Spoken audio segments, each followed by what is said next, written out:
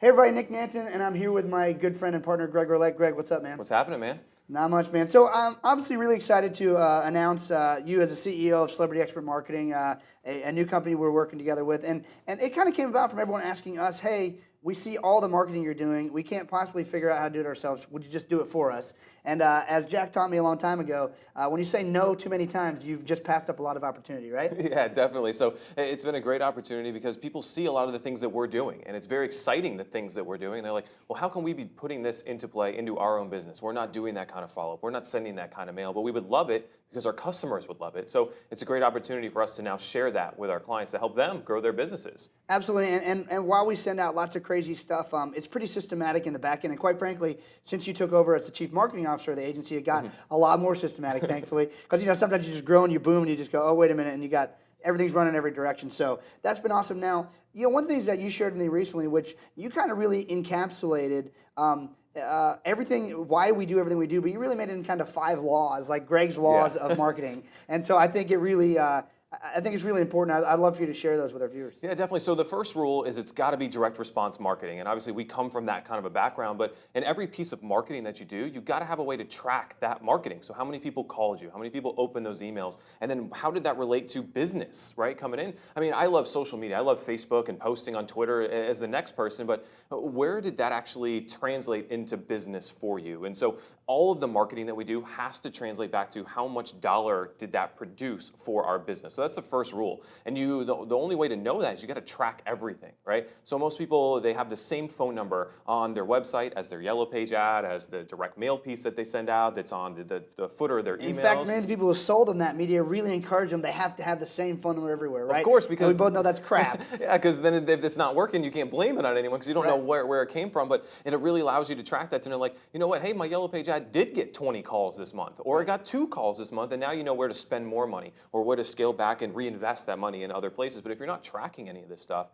it's not going to help you grow your business. You're just throwing money out the window. And sadly, I mean, I've even made the mistake in the past where I thought I was doing direct marketing, and to some extent I was, but it wasn't trackable, so I had no clue if it was working or not. Right. And so I think one of the big things people need to understand, although we really specialize in branding, celebrity branding, we don't specialize in brand advertising, and that is just have a Coke and a smile. Right. If you have $100 million to compete with Coke or Chevy, one of those brands, go for it. Call us first, please. We're here to help you. But if not, and you got to compete in the space, the one and only way to compete in the marketplace, being a small to medium-sized business, is with personality and direct response. So love rule number 1. Right, and that leads right into rule number 2, which is personality-driven marketing, right? So in everything that you've seen from the agency and everything you see from a lot of our top clients is it's their face. They're out in front of their business. They're shooting, just like we're shooting this video right now, you're seeing our faces. You're hearing our voices, our passion, our personality come through. And it's an old adage that Jack told me is, people buy from people. And they buy from you because of who you are and not what you do, which seems crazy because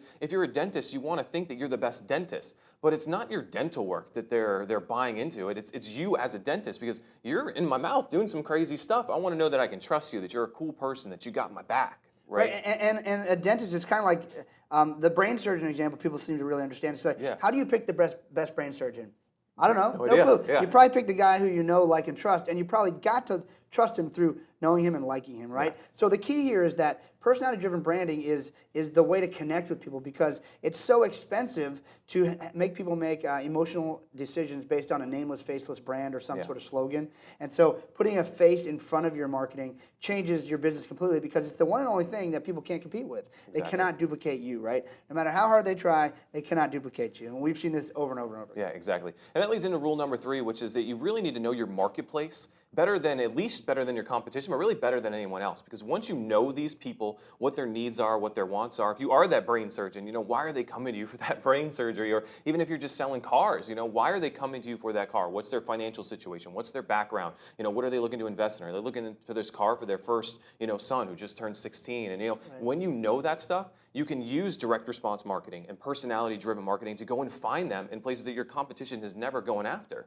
Yeah, I love. You've got a great example used for this. You got your Homer Simpson rule. So tell everybody about that. So the Homer Simpson factor, I mean, it's crazy. But if I asked you, what your favorite TV show is and what your favorite TV character is, and I'm like, so Nick, tell me a little bit about that character, and you'll tell me, their name and the neighborhood they live in. You can tell me where they work and what they do, and what bar they go to on this fictitious TV show, right? And I'm like, well, how much money did this TV character make you in the last month? How many checks did they send you? And it's funny because you've actually sent the cable company checks to watch this character, and then I'll ask them to do the same exercise about the person who's giving them money to keep business open, to keep food on the table, and they can't tell me that question at all, which is just crazy because these are the people that keep your lights on, they keep your children, they put them into college, whatever the case is. So knowing the intricacies about this person, knowing that they're a male who's 45 years old, who has just gone through a bankruptcy, and they went through this bankruptcy because they got divorced and their business, knowing all of those little things now allow me to put ads in front of this person. They allow me to write headlines that appeal to the emotions of this person to get them charged up and say, you know what, I need to call Nick. I need to call him right now because he gets me.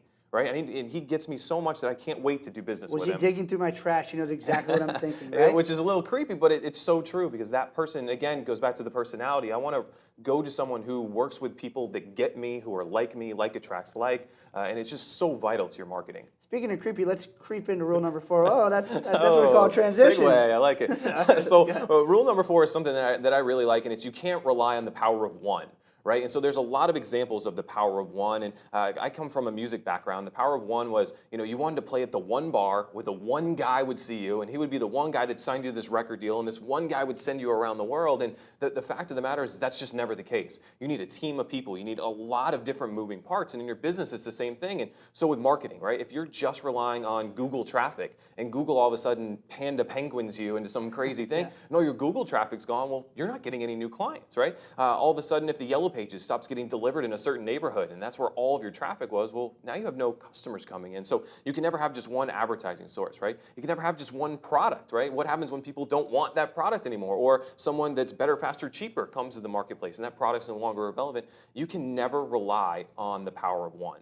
Never, never, never. And it's all, I mean, we saw people get their butts handed to them in the investing economy because all their money's in real estate or all their money's in stocks. It's the same thing. You got to diversify, and you got to do the same thing in your client acquisition methods because they change, they move. I mean, certainly the do not fax or do not call list, and then the don't just fax blast laws have certainly affected a lot of businesses that are out of business now that were making hundreds of millions of dollars. And we're going to have the same thing with emails. There's obviously spam is getting worse. Direct mail's coming back. There's all sorts of cool things like that. So great thing. Do not rely on one method. So, all right, give us the final one, man. Fifth and final one, and it's really my favorite because it's really how I was able to grow my career, and it's you need to out-hustle everyone all the time, every time. And what I mean by that is, your competition might just be doing a couple little things on Facebook, and someone else might be doing some other direct mail pieces. But if you are everywhere at every time, you're going to get the attention of your market because attention is so important today. I mean, just knowing the two of us, I mean, you got 3 kids running you around, you're speaking, you're going around doing these things. I mean, you don't have time to sit there and go through every piece of every minute and know that you need these things